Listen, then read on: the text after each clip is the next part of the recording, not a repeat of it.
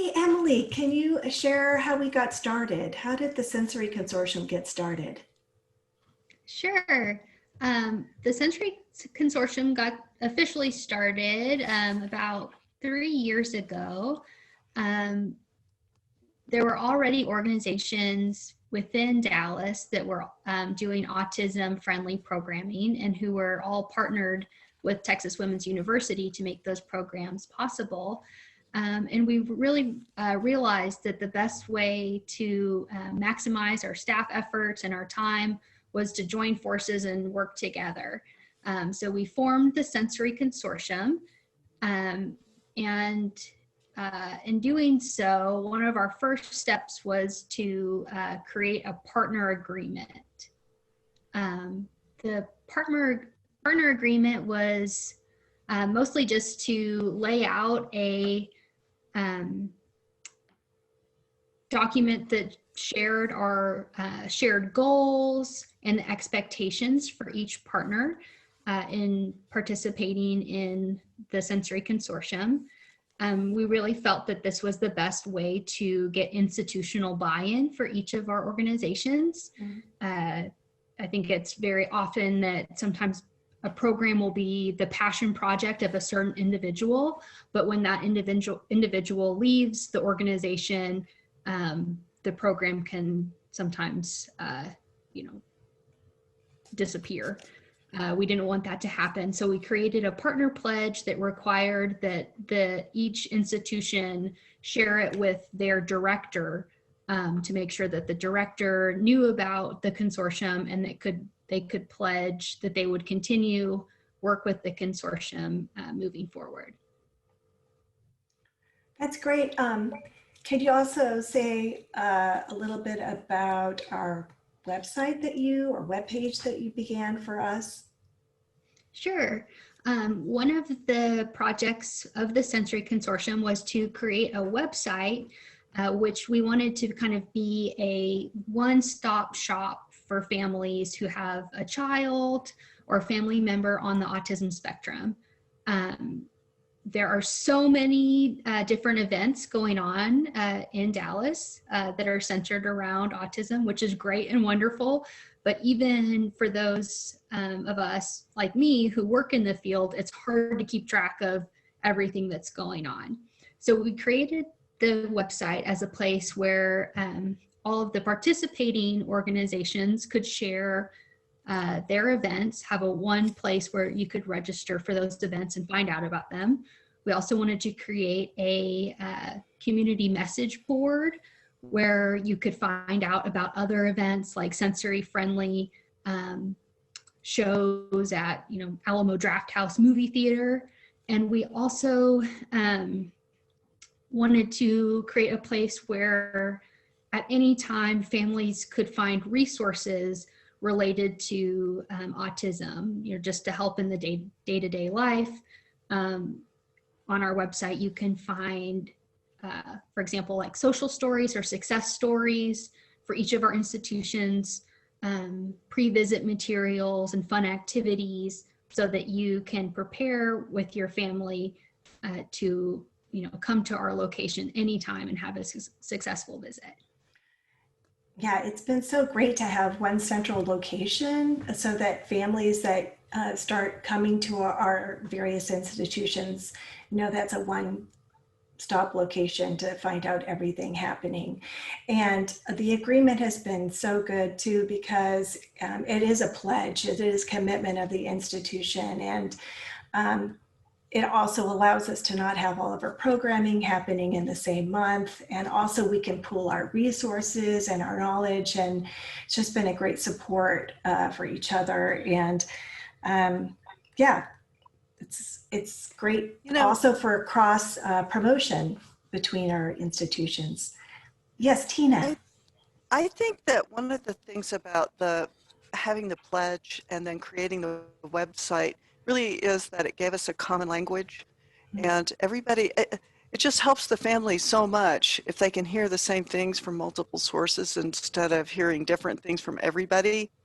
And for one thing, I felt like it organized our scheduling. So we weren't all having events during Autism Awareness Month or when the weather was nice, because we could figure out which members of our consortium had primarily an indoor venue and do those during the less predictable months. And then when we knew it was going to be usually going to be pretty weather, then we could tap into the places that had sort of an indoor-outdoor aspect to them, or were complete outdoor like a zoo.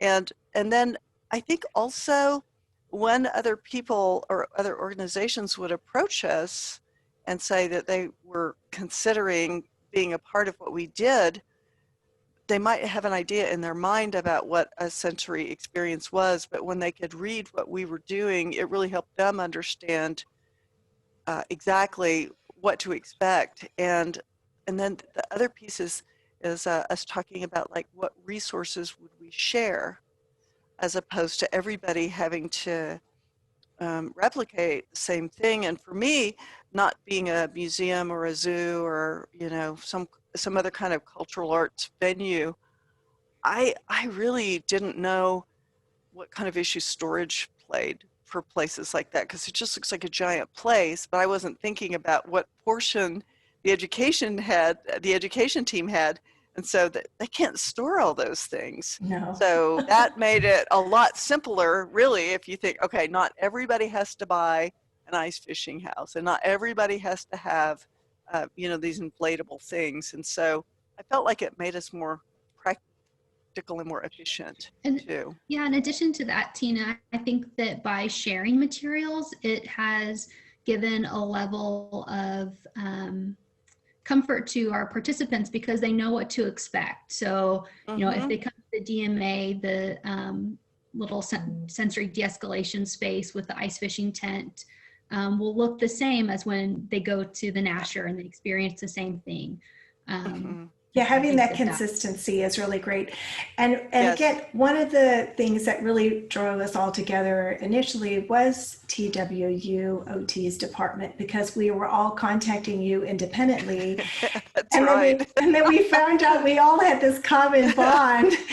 And it was me. it was meant to be. Yeah. Yeah. No, it's true. It's true, because it was like we were herding cats. I mean, there was a lot going on, and I kept thinking, they sound a lot like these people over here. I bet they'd really enjoy working together. And so what we haven't talked about either, and one of you guys would be the best persons to talk about it, is like when we show up at each other's event as a part of the consortium. And I think that's really a great feature.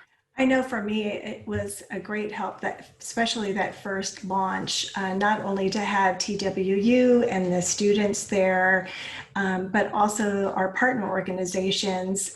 They all had tables and different activities, and the families and students could go from one to the other. Not only did it provide a variety of experiences at some are sensory seekers and some are sensory avoiders. So we had all these range of things, but also it shows obviously our consistent approach, but also our collective, that we're all there to support each other. I agree with that. Yeah. I think that also in having tables at each other's events, it helps to share, our institution with the public. So, for example, a family might be really used to going to the zoo, but they may have never considered coming to the DMA or the Nasher. And it's a good way to first welcome them to our institution and show them that we do, want them to come and to have a successful visit at our institution as well. Well, and just another small piece, but for TWU, we do research. And so if we can talk to people at different venues or different events, it's really helpful. And one of the things that to me is just an overarching comment that parents have said over and over again is they use the sensory events in many cases as a way to practice being out, and they do it in a place where they feel like their child or themselves are not being judged. They call it a judgment-free zone. And then I think a lot of them feel like this is a stepping stone. So once we're okay here, and we know what to expect here, and we know what to expect here, then we're going to try, going to a place when they're not having a special event, but the maybe the child or the family member's already somewhat familiar with the process. And I think that's a really important part. I guess you could say that we're kind of graduating some people from a reliance on sensory-friendly events. So that's part of everyday living for people. It makes a healthy community too. That's So, so great. So in this session, we're kind of approaching who we are and how we got started. And perhaps in our next session, we can talk about the how to launch one and how to right. do it in our center. So Yeah. let's briefly pause and come back to Okay. that. Okay.